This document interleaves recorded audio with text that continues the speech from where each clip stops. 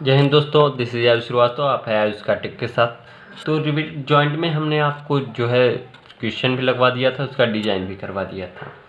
अगला जो है स्टील स्ट्रक्चर का चैप्टर वो है वेल्ड डिजाइन। ठीक, तो वेल्डिंग के बारे में आज से हम जानना स्टार्ट करते हैं। 2-3 वीडियो में वेल्डिंग का डिजाइन भी हम लोग सीख जाएंगे। तो आइए देखते हैं कि वेल्डिंग क्या है। वेल्डिंग झलाई या वेल्डन कहते हैं इसे हिंदी में। वेल्डन संरचनात्मक अवयवों को, अगर स्टील के दो कह सकते हैं पार्ट हैं, को आपस में जोड़ने की प्रक्रिया है। उनको आपस में जोड़ने की एक प्रक्रिया है। वेल्डन क्या है? एक प्रक्रिया है। इस प्रक्रिया से विभिन्न अवयव या उपांगों के जोड़ने वाले किनारों या सतह को दाब द्वारा गर्म करके पिघलने की स्थिति में लाया जाता है। द्रव ठंडा होने पर ये अवयव या उपांग आपस में मजबूती से जुड़ जाते हैं। ठीक, देखिए जैसे स्टील के दो पार्ट हैं अलग अलग, तो उनको अगर जोड़ना है तो जिन किनारों को जोड़ना है उन्हें इतना गर्म करते हैं या इतना दाब देते हैं कि वो पिघलने की स्थिति में आ जाते हैं, और उसके बाद उन दोनों को जोड़ दिया जाता है। उसके बाद ये जब ठंडे हो जाते हैं तो एक दूसरे को कस से पकड़ लेते हैं।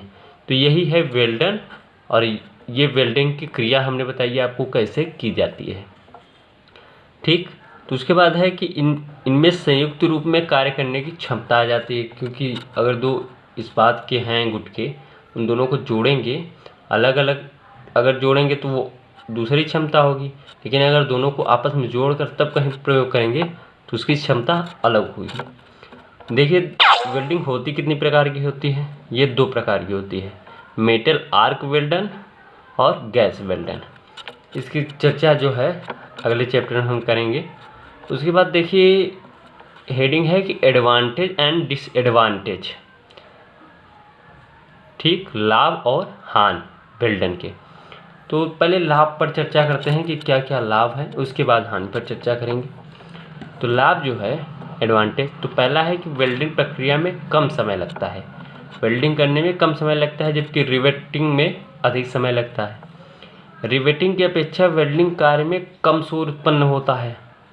ये बात ध्यान दीजिए कि आवाज़ जो है कम होता है, नॉइज पोल्यूशन कम होता है।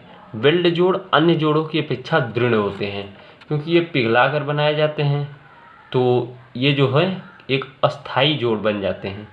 लेकिन रिवेट जो होता है वो ढीला भी पड़ सकता है, या कह सकते हैं टूट भी सकता है, अलग भी हो सकता है, लेकिन ये एक बार जुड़ जाते हैं तो फेल होते हैं या फिर जुड़े ही रहते हैं।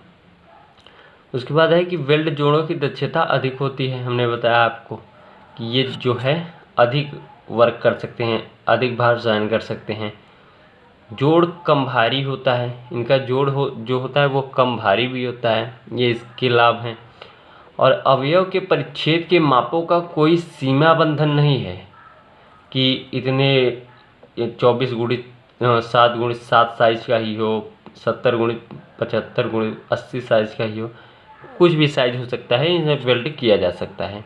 छोटे से छोटे अवयव पर भी वेल्डिंग की जा सकती है। जो छोटे से छोटे अवयव भी हैं उन पर भी वेल्डिंग की जा सकती है। वेल्डन गोलाकार सतह व पाइपों पर भी आसानी से की जा सकती है। अगर कोई गोलाकार सतह है या पाइप है तो उस पर भी आसानी से की जा सकती है, जहां रिवेटन नहीं हो पाती, क्योंकि गोलाकार पाइपों पर देखिए रिवेटिंग नहीं हो पाती।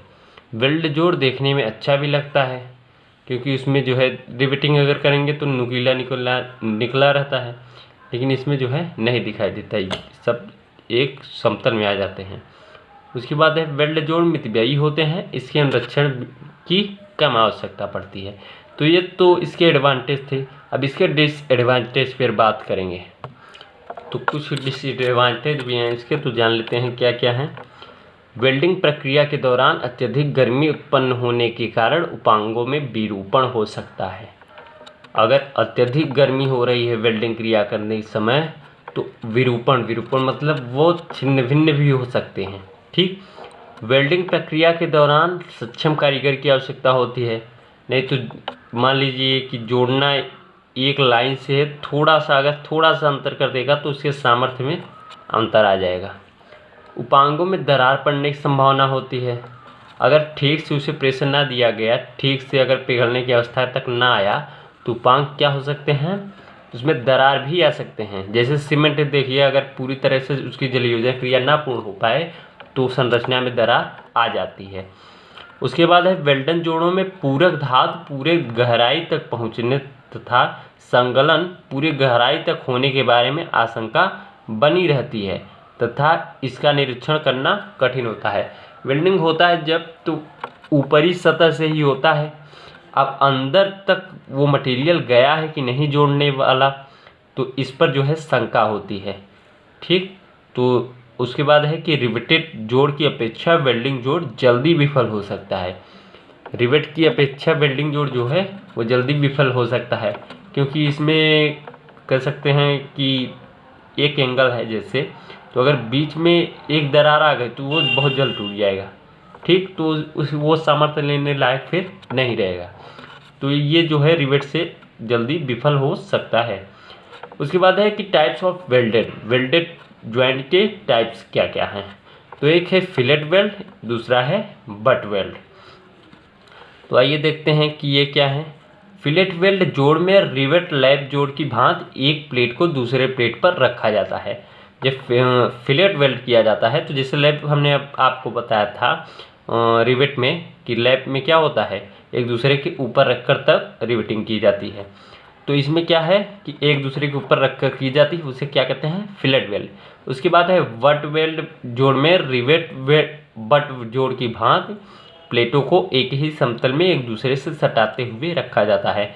इसमें देखिए, इसमें भी बट वेल्ड होता है, लेकिन रिवेट वेल्ड में क्या होता था, उसमें हम कवर प्लेट लगाते थे ऊपर नीचे, लेकिन इसमें जो है कवर प्लेट नहीं लगाते हैं, इसे सामने से रखकर वेल्डिंग क्रिया कर दी जाती है और ये जुड़ जाते हैं।